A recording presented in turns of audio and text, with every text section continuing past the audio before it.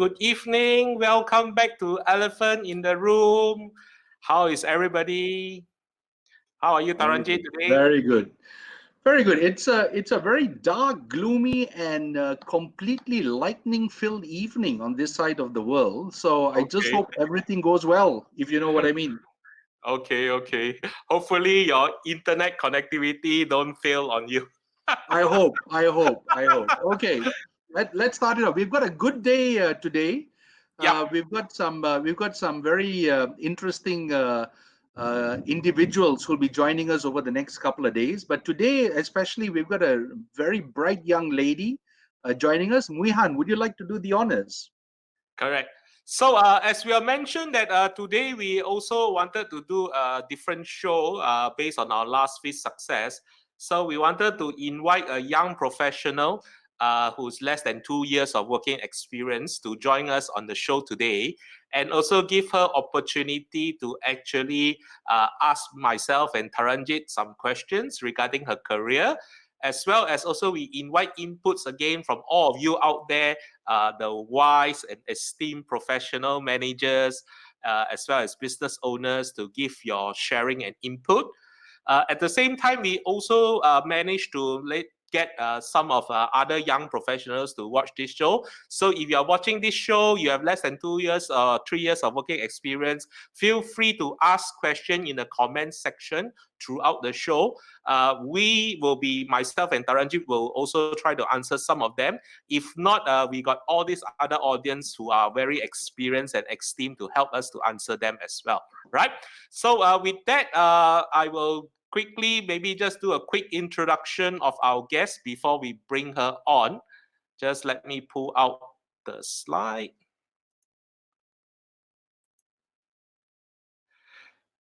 Okay, so as mentioned, we have the fortunate pleasure to host Farah Nazura this evening. Quick background, Farah currently is a building executive with Knight Frank Malaysia. They are in facility management business, just to inform. Before this, Farah was a graduate from University Technology Malaysia, UTM, all the way from Skudai. Mainly, I think her bachelor's degree, if I'm not mistaken, is in real estate management, right? So she's been working for 20 months, the last 20 months. And I first got to know Farah when she almost, I think about graduation time. She reached out to me on LinkedIn to actually help her to look at her CV. And lo and behold, that we have an off and on conversation on LinkedIn. Also looking at some of her challenges when she started work. So I always found that online conversation very, very insightful with her.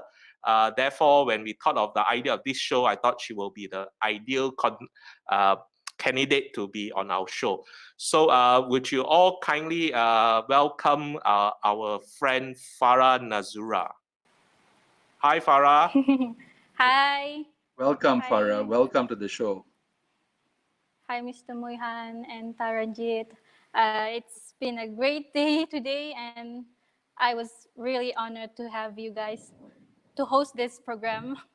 No worries. So let's kick it off. If we can start it off straight away. So let's talk about the MCO as a whole, and how has the MCO and the limited movement as a whole impacted yourself as a professional? What are your views there, Farah? Honestly, ever since the MCO was started, I didn't actually work from home. I went to work as usual every day from 8 to 5 p.m.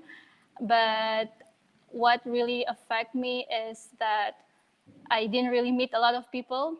So we Okay. had a chance to do other things that we couldn't do when a lot of people was inside our building.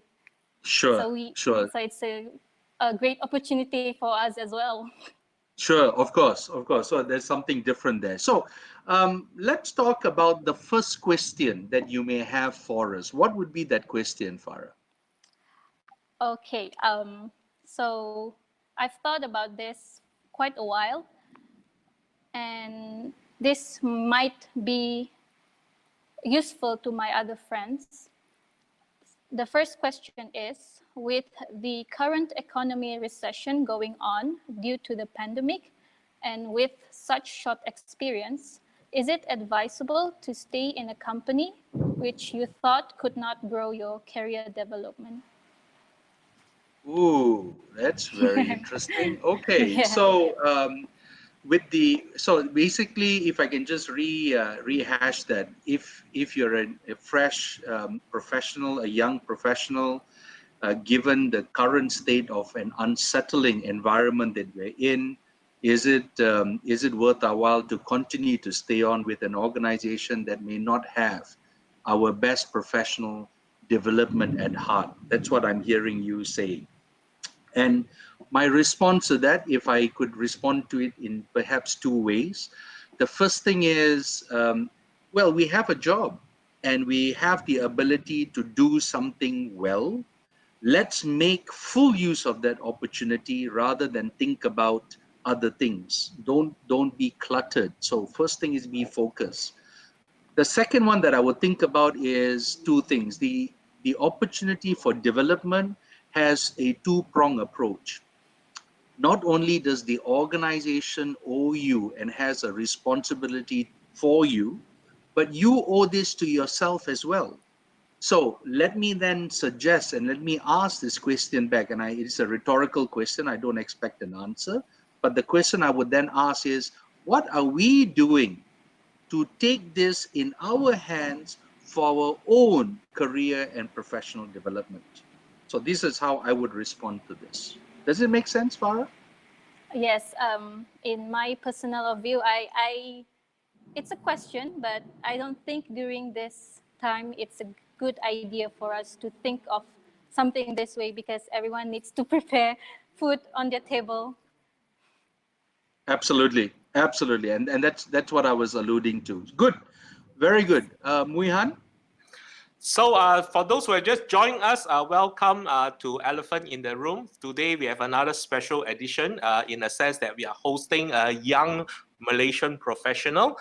She has just been in her job straight from university less than 2 years, about 20 months. And we are giving her opportunity to ask myself and as well as Taranjeet a question related to her career prospects, whether to move, not to move, how to handle her bosses, and so on and so forth. But at the same time, for those who are tuning in, young professionals as well, we also invite you to ask questions by putting it in the comment section. Watching our show also, there's a lot of experienced managers, corporate managers out there, and they will also be able to provide some inputs to you. And we really encourage all of our good, kind audience to do that, right? So with that, maybe I will just move on to the another question from Farah. Yeah, you have a question for me? Okay, the second question is my own experience because as a building executive, I am the second frontliner after my manager. So the question is, holding a team lead position with 1 to 2 years working experience, but with a team that has more working experience, how do we exhibit confidence in managing and handling our experienced and senior in terms of years subordinates? Okay. So I think a lot of us fresh graduates, I remember this because this happened to me about 20 odd years ago. You roughly know my age, right? I can remember this happening to me when I was first a production executive in a big manufacturing environment. And most of my seniors or my peers, seniors in the sense that they have been there for a long company, but position-wise, they are almost my peer, if not 1 or 2 steps just higher, right? Or we all report to the same boss. And a lot of them actually have been there for 30 years. I think my immediate superior was 30 years in the business, and first 6 months was actually very challenging. So I can empathize with what you feel because I think in your industry also there are a lot of orang lama lah, they say, Yes. been there for a long time. And when they say a young graduate, they will ask, I eat more salt than you in Yes, that correct. sense. So my own experience and moving forward, I also learned tremendously from all the mistakes I made. as well as today coming out doing human capital consulting and advising other corporate managers or corporate executive what they can do differently. I think building the relationship is critical in that sense, and building relationships takes time. So one thing to focus on is really look at the idea of at the end of the day, they are another human being, they are another person. Of course, not all of them want to be your friend. I would say I have some ex-colleague who will give you the straight way, say, I'm not going to be your friend, very upfront. But that is also fine. But what happens very well is to really establish the human to human connection rather than a superior subordinate connection upfront. Okay, I mean, at the end of the day, you are still in hierarchy, they are superior, but nevertheless, you need to establish yourself to give them the confidence that you know what you're talking about and you also have their interests at heart. And to do that, I find that it takes a lot of relationship building, including spending time with them to understand who they are, what they do. And all these orang lama, old people, I would say, I'm not discriminating, oh, don't get me wrong, because they are very experienced people.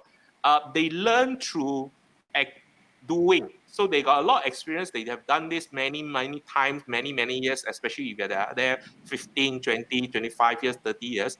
Some of it, they already seen it so many times, right? It is very worthwhile to actually start consulting them first before you take any decision.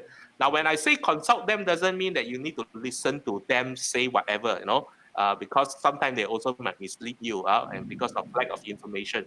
But when you consult them, really get their opinion on a particular matter at hand, so that at least before you decide to instruct and give a next decision as a superior, you have taken into account all these quote unquote experienced expert opinions. And they have become very useful. And some of these people, my experience show that you just need to be more patient. They may tell you a lot of stories, 30 tahun je cerita.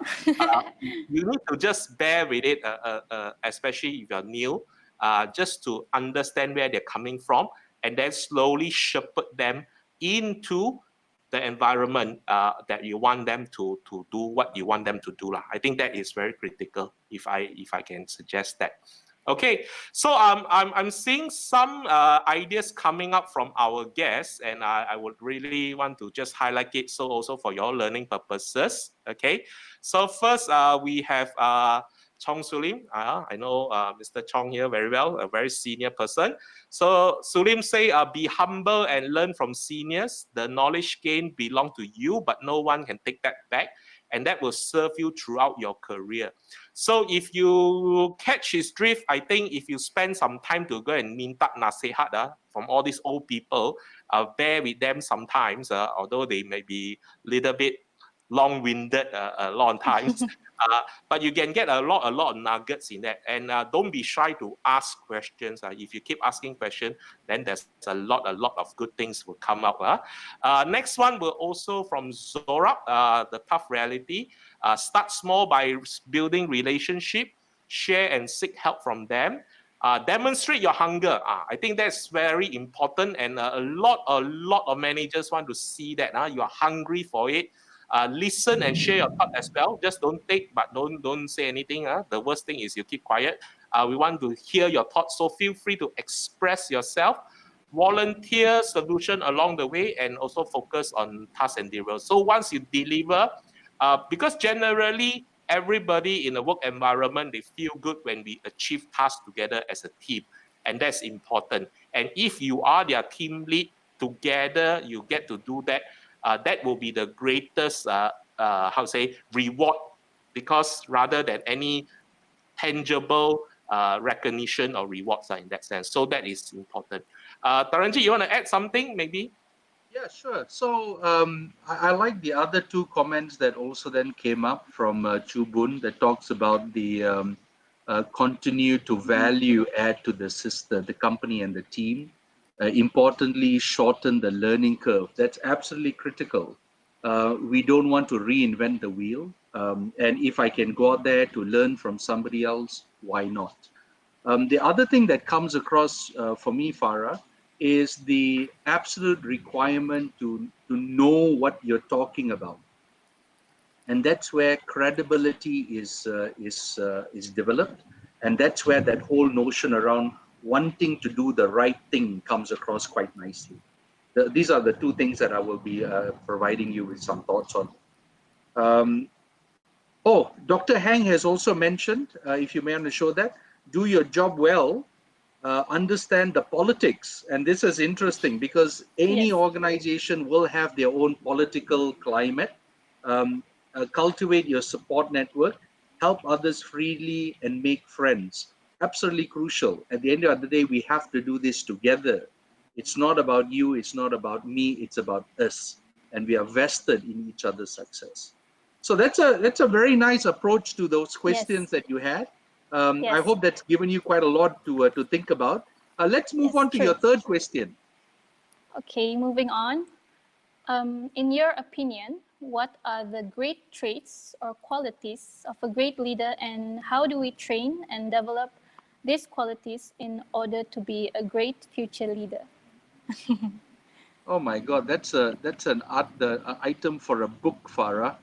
And it's not one book; it's several books. So let me start off, and I know Muihan will add on to this, and so will our guests around the table.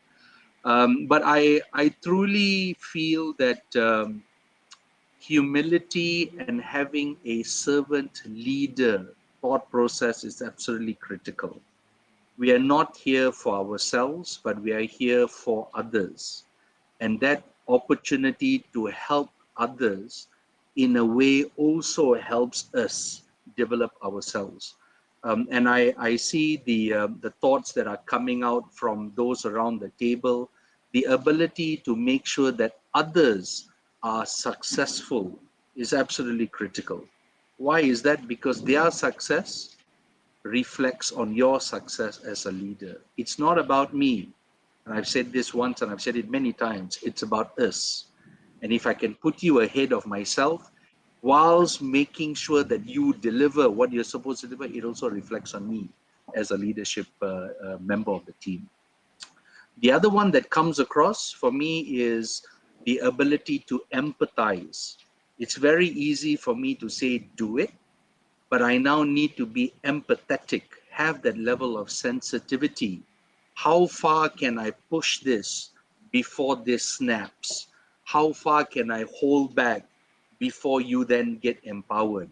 So these are things which also need to be very critical in a part of a leadership trait. Today, more so than ever, the ability to think about disruptive thought processes, especially today, the way in which we did our work yesterday will no longer apply. And we heard from Nina Yassin, who is the HR director of human capital in Equinas. She mentioned the world has changed, and we cannot apply the same things as what we did yesterday for today, and it definitely will not work for tomorrow. So if that is the case, what can I now do to unlearn certain things which I took for granted yesterday? So that unfreezing, learning, and refreezing now comes fundamentally into play in my mind. Muihan, any thoughts from you? Yes. So I think leadership is like Taranjeet say is a long journey lah. And maybe wanted to also echo. I think there's one comment here by Sulim. Thank you for your comment. Interestingly, I learned not to do what some of my previous bosses do lah. In that sense, so when I became a manager myself. I make sure I avoided such behavior and built high performing teams that build on trust and teamwork. So it is a very good advice. I would say that if you're not careful and not conscious. There's this term in most companies say monkey see, monkey do lah. So you see your boss jump up and down, shout at people, scold people. Then you say, hey, it works, then you also follow that. So I realized that very early on because I come from a manufacturing environment, and in those days, these days better. In factory environment, they say if you don't bang and shout, you won't get things done.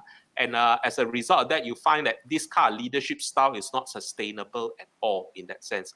So maybe one thing to add is to say that different people have different needs, and same people also have different needs at different time. So if one thing works with this person that you manage, be assured that it doesn't work all the time, or doesn't, or it may work with differently for another person. So as a young person like you, and you got so many years ahead of you, what our key advice is to say is to learn as many things as possible, experiment with different leadership style, watch the good ones, right? The not good ones you also watch and learn, but don't use it in that sense, but watch so that you don't repeat it. But whatever good ones you learn, you just experiment from time to time, right? So that is something.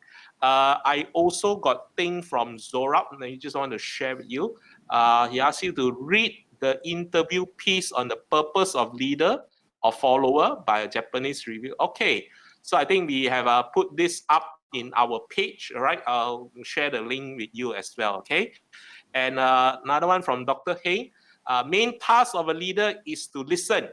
Fully agreed. Inspired with vision and be a role model, care genuinely, and we talk about this, authentic leadership is very important. Be fair and equitable in rewards, keep your promises, be compassionate, make the company profitable, and communicate all the time. Wow, Dr. Heng, you really gave a whole laundry list of things to do. Okay, Thank so you. I'm cognizant of time. Maybe we can have your last, we can have your last question, Farah. Okay, so the last question is, honestly, I don't want to end up to be just executive, so I want to ladder up more and more. So what are the 3 things as young professionals can do to map out our future career path? Okay, that's a very, very good question, right?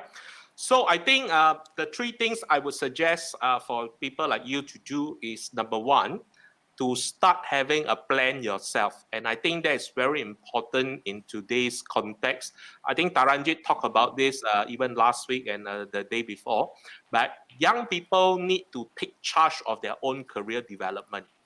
So given our seniors, when I say seniors 10, 20, 30 years ago, some of them are more fortunate because the companies or the bosses plan for them. But in today's very competitive nature, it is the honest or ownership of the young professional to plan for he or her career. So you need to take charge of it in the sense that to ask yourself to come up with a so-called a KPI for yourself.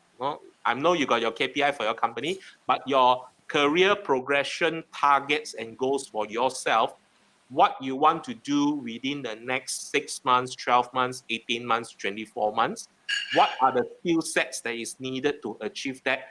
That planning becomes very, very critical, because if you don't have a plan, then you don't know where your destination is. But once you have a clear destination, then a plan, then you will work towards it in that sense, right? So that is very critical. And from experience purposes, write down your plan. If you don't have a written plan, it's just up here, a lot of times it doesn't work. You can change it, can amend it, don't get me wrongly, but don't do it without one, right? So that's critical. Second one, which is very critical, which I personally feel, okay, what you can do differently is to get a mentor. So mentors are, I think, very important in today's working world.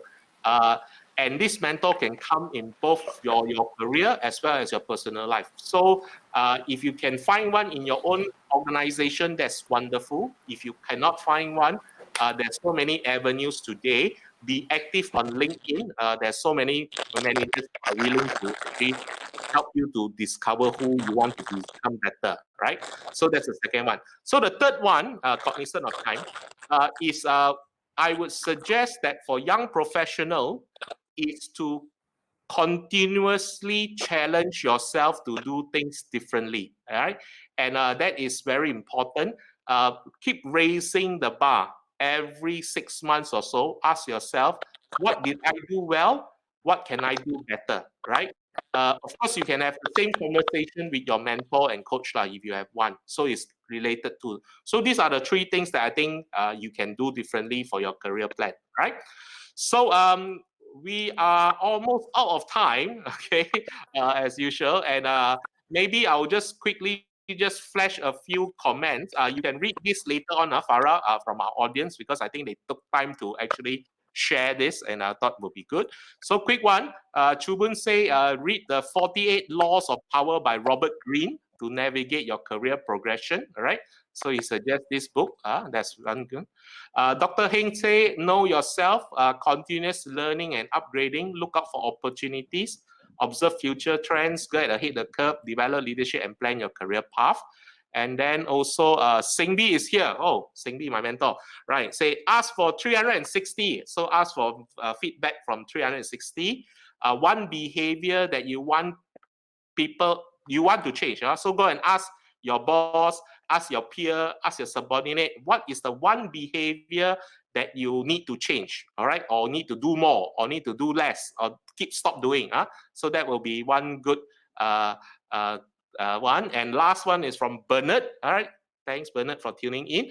Don't be afraid learn from a variety of sources. Now is the time to expand and broaden your thinking and exposure. Set goals, be purposeful and intentional. All right. So we have time just for all that. So Farah, you hold on a while. We will ask you to come back before we close the show. But now we'll get Taranjeet to say something, and we also want to introduce. So see you soon. Don't go out first. All right. See you soon. All right. Okay, Taranjeet, quick one. Three key learning from our session today. As always, it's always intriguing to hear young professionals. There's a sense of bright-eyed, bushy-tail, wanting to make a difference in the world, and we all were there. In fact, some of us are still there, which is nice. But I think what is also playing out here is some very pragmatic questions that are being raised. And to be fair, not all companies are progressive in that nature, where they are having the employees' in-game plan in mind, which therefore means, to Farah's point, do I wait for somebody to help me in my career destination or my career journey, or do I take that on my own hand? And I think whatever that is said and done, it has to be the responsibility of the individual to take this. What is also interesting here is the variety of experiences that are coming into the table, and it's great to see the feedback is around the fact that we have to continue to learn. And that learning organization, the Peter Senge type of thought process, is absolutely crucial, because unless I learn, the issue of relevance, which Sushil talked about all that time ago from Singapore, the issue of relevance comes into play. Am I being relevant not only to my organization, but to myself? So these are the 2 or 3 things that I've taken away from today. Muihan? Wonderful. So I wanted to just share what is coming up tomorrow. And tomorrow we also have another young person to join us. So as we were announcing yesterday, just want to quickly introduce. So tomorrow we have with us in the elephant in the room, Wong Shai-Kit, or Shai, that's what we call him. So Shai, when I first met Shai, he was in his final year in UPM. He's an engineering student, and he was a participant in the Hulk Prize competition, which happens that I became the judge. I was the judge in that competition. And post winning the campus competition, then I got to coach and mentor his team to go to the regionals. Although they didn't proceed beyond the regionals, but Shai and his social entrepreneur company has went leaps and bounds.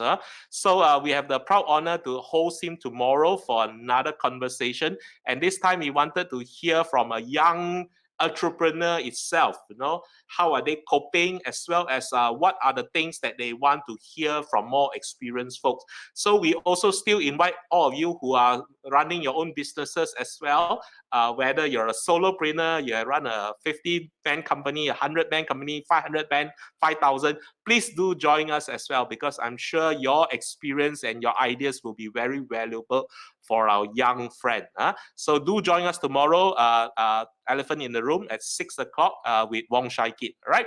So I would want to now bring back Farah. Okay. Hi, Farah. Welcome back.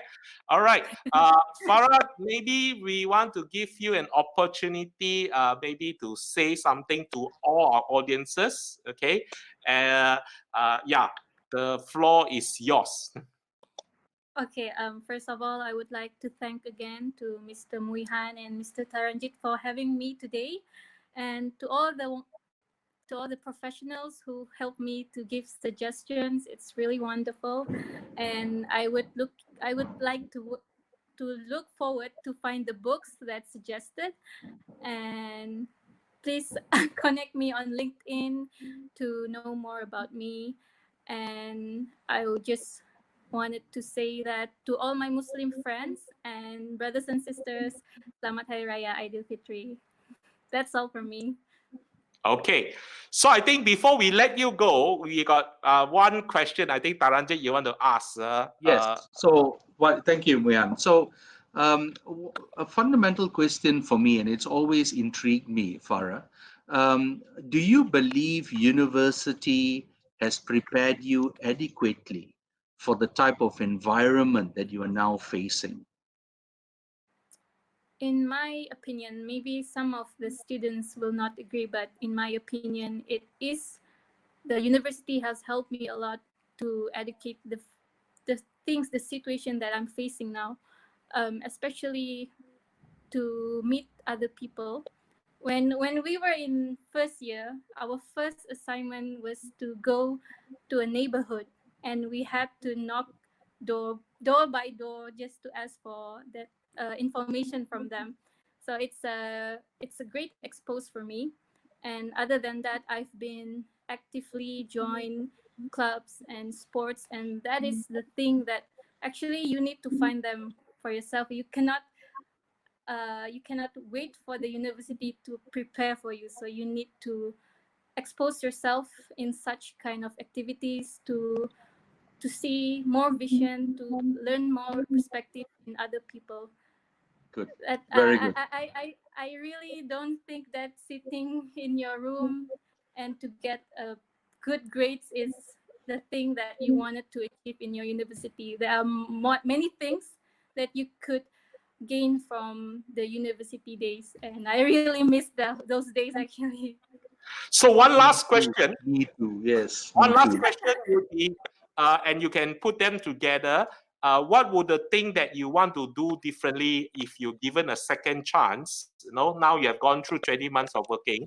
What is that one or two thing, one thing lah, maybe we don't have time. One thing that you have done differently to prepare yourself for the working world, and with that itself, then that also can serve as an advice to all our young undergraduates who are still in their final year or third year, so they can take action now and don't repeat the mistake of in that sense. What would be that one thing, Farah?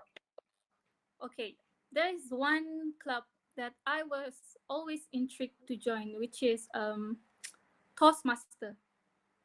So it's the thing that I I believe I should join that time. If not, I probably have more fluent and smooth communication with other people. Especially for now, we are working with professionals, and have the millennials and the boomers. Sorry, we have different kind of languages. Sometimes, maybe we try to say it in a good way, but they misinterpret it.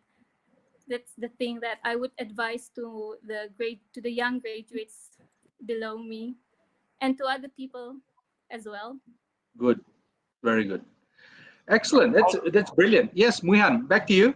Okay, we are out of time, and in fact, we have exceeded. So thank you very much once again to all our audience and viewers. Thank you for sharing to all our friends. We really appreciate it. And on behalf, we also want to thank Farah for coming on, agreeing to do this. And I think you didn't think a long time. When I asked you, you said yes, let's do this. And we are very happy to have to see young spirits like you at heart. So we wish you all the best in your career. And hopefully then maybe we can meet up with you sometime post MCO and further talk as well. All right. So with that, thank you everybody. Hope to see you tomorrow at 6 p.m. Where we have another guest. For those who are breaking your fast, our Muslim friends, selamat berbuka puasa, and as well as Raya is coming. So selamat Hari Raya soon. Okay. Bye bye. Bye bye.